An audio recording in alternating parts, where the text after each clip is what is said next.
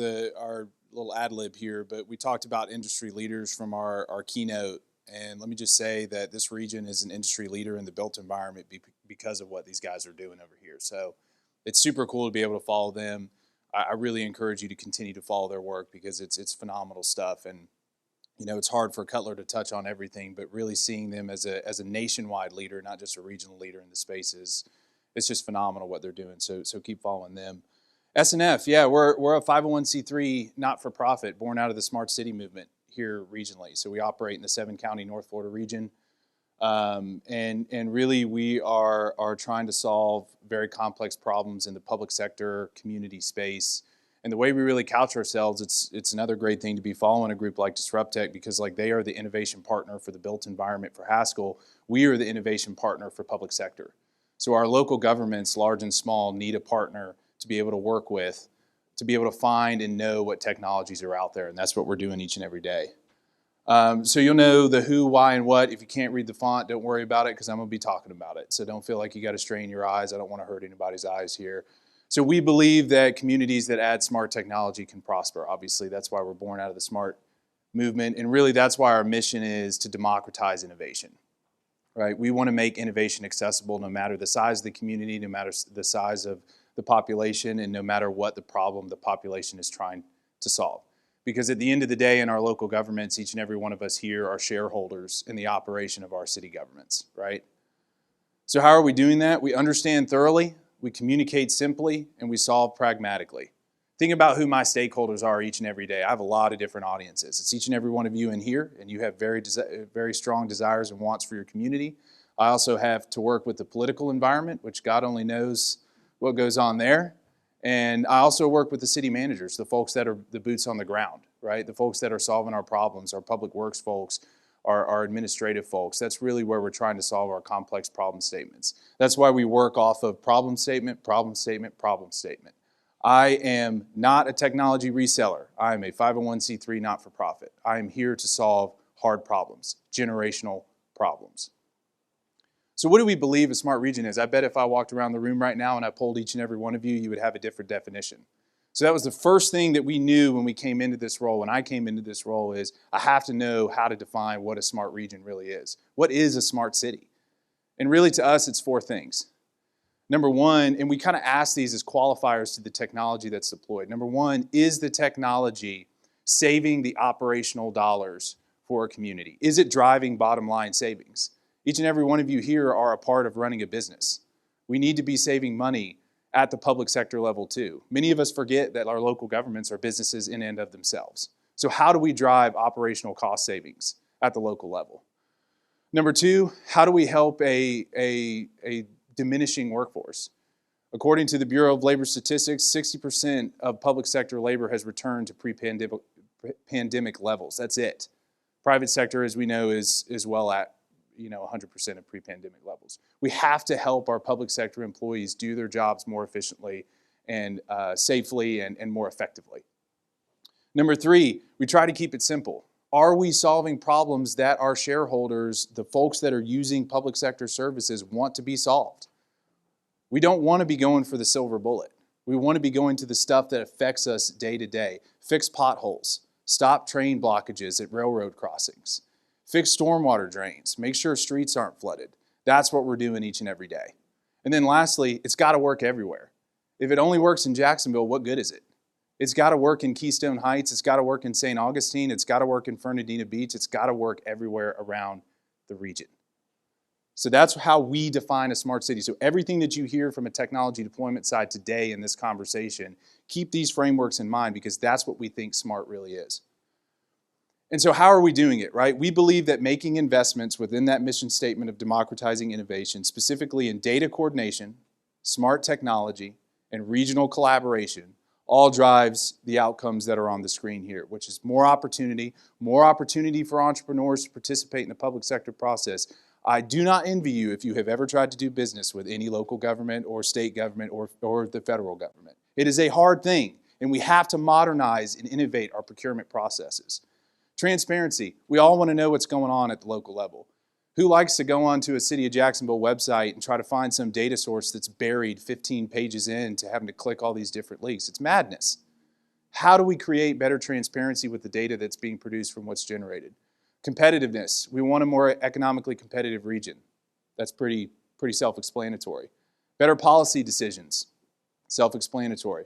And sustainable. We're here, of course, we care about our environment. I don't wish to minimize that, but really what we want to create is a sustainable model that survives technology changes in the market. I don't want to be an initiative that's here for 2 years and then it sputters off and fails, right? I'm here for the long haul. So how are we doing it? What can you expect day to day? We scout the technology solutions. We sandbox the technology. And really quick on the scouting side, really it's attack the problem statement. What solutions fit the problem statement? What kind of technology, how do we test it? How do we pilot it? I think our keynote earlier said pilot, pilot, pilot, pilot. That's what public sector needs.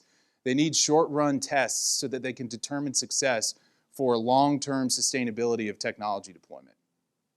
You know, so often it's hard for public sector to de-risk their investments into new technology, and that's really what we're trying to do with this sandboxing phase is help them de-risk some of those initial investments. Follow the data. Unsurprisingly, we want to know the results. We want to know how it's impacting our daily lives, and we want to be able to know how we can publicize and interpret and structure that data effectively so that the story can be told, the impact is understood by the general public. You know, we've all shown up to public meetings. We know that there's different levels of understanding what technologies are being deployed. We want to be able to collectively and strongly convey the impact of solutions deployed. Scaling. Technology adoption's scary. Nobody in an organization likes to see new tech, right? What's the question? We always used to talk about this at Disrupt Tech. Is this going to take my job? No, it's going to make your life easier, right? That's what we're here to do. And then lastly, tell the story. We want to become a knowledge base for smart city solutions, smart city adoption, not just for the region, for the state of Florida, and frankly for the country. We want to be best in class in this, and we're working our way to doing that every day. So what are we doing now? How are we doing this? How are we making this practical? So a couple of the solutions that we've actually deployed, this is in that smart technology space. We really are seeing ourselves as a technology accelerator, right? Getting technology adopted. The procurement process in public sector at the local level and at the state level is an 8 to 12 month process.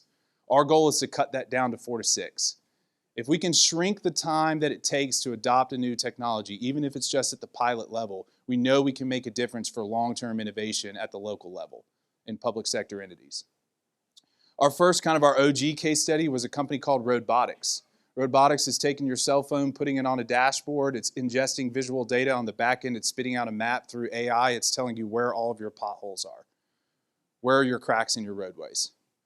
And now we're diminishing the time necessary and the cost necessary to get this type of work done.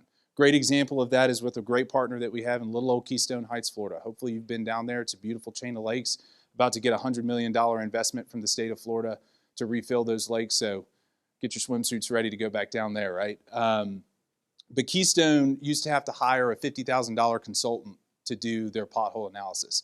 Think about that for a second. For a city of 1,500 people, $15,000 is like $50 million here at the city of Jacksonville.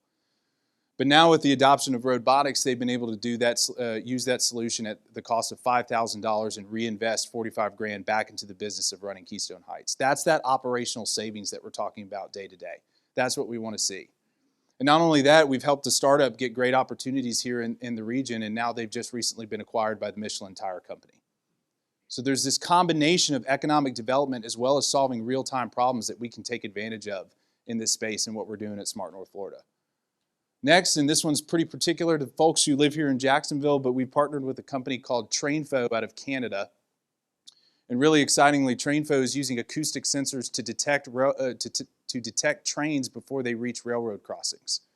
So if anybody's driven through a neighborhood called San Marco and has gotten stopped by a specific train in San Marco, this addresses that. So we helped them get piloted by FDOT, Florida Department of Transportation. They had a pass rate of train detection at 100%, and now DOT has them in their approved products list, has deployed them for a study in San Marco to do some determination and some data collection around that problem statement I just mentioned. As well, they're doing a full region-wide deployment starting with US 17 on Roosevelt Boulevard. And not only that, they're about to go into their Series A round, and they're looking at moving to a United States headquarters. Hint, hint, Wink, wink. Storm sensor. Resiliency is a huge deal right now, right? Everybody has driven through a neighborhood in Jacksonville and in this region that's been flooded after one of our classic summer rainstorms. For a lot of communities, it's difficult to respond in real time, let alone gather the historic data that's necessary to make improvements at our underground level for stormwater drainage. Storm sensor is allowing communities to do that. It's a sensor deployed at each stormwater drain that's detecting the inflow and the amount of water that's retained in the system. And so with that, we can get, again, real-time responses by Public Works to unclog stormwater drains, as well as use historical data to go to state agencies that allow us to get more capital to be able to invest in making corrections and improvements in our stormwater drainage network. We've deployed that in the city of Neptune Beach, so if you're a Neptune Beach resident, great to work with you on that. They've been collecting data now for about 8 months, and we're starting to use some of this data to go to entities like FDOT and other state agencies to, again, utilize those dollars more effectively and more strategically on very specific stormwater drains, as opposed to having to try to go and scatter around and figure out, without the use of data, where we need to make strategic capital investments. On the whole, we're helping the city of St. Augustine move from the city's oldest community to its smartest. So we helped the city of St. Augustine receive a $15 million raise grant. $13 million. I know JBJ's here, so they're going to fact check me. $13 million raise grant that will be applied to making the city of St. Augustine a smart city. And you're asking yourself, well, what are the problems that are there? Well, let's address the first one immediately. 15,000 residents, 6 million tourists per year through St. Augustine. And think about that small area, right? You've been stuck in a St. Augustine traffic jam on a peak day. I hate it too.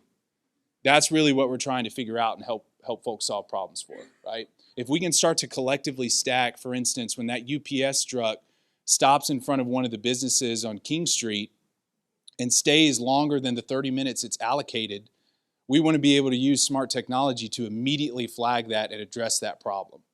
And then what happens if we can stack that on a real-time parking solution that you can pull up before you make your trip down to St. Augustine, and at any point in time in the day, you know what spots are available down there. Lord knows we all hate driving in loops around that community, right? Or if we can use that same application, which we're working on, keep an eye out on for Spot Parking, or formerly Spot, now Modi, which is being deployed in St. Augustine, that will give you a real-time digital inventory of parking spaces, and eventually we hope to see some other sensors added in there for real-time parking occupancy stuff. But if we can start to solve those types of problems there, we can really turn this city into America's first truly smart city, addressing its direct problem statements, which is really exciting. And it's something that we want to be able to comprehensively build on. Stack technology, integrate all the data into one space, and drive insights for better decision making. Lastly, on the data coordination side, remember I talked about smart technology, now I'm talking about data coordination, which is what we're doing each and every day. We have a data exchange, which our keynote talked about, that centralized data repository, which is great. It's a great asset. We're continuing to build on it. It's going to continue to get awesomer, if you will. But one of the things that we figured out early on in the public space is there's a huge gap in labor for data analysis. Think about that position. That is a six-figure position. What public sector entity other than maybe Jacksonville can afford a scaled resource pool that can facilitate that kind of data coordination? So we went on the attack immediately to fill the gap in the labor pool within the data side. And we've developed a strategic partnership with the University of Florida's Association for Information Systems. Those Masters of Data Science students are now coming in with our nonprofit partners, our community problem solvers, and public sector entities to actually perform data consulting projects with them so that we can get low-stakes data projects going, solve those problems with the data we're collecting, and even structure some of that unstructured data. Think about all of the data that's out there at the U.S. Census, et cetera, and other public sector entities. It's very, very difficult to structure all of that into one place so you can drive actionable insights. I like to joke with my public sector partners that Amazon knows the hair on your head, but public sector is lucky if they can get neighborhood data. So we have to start getting more granular, not to be invasive.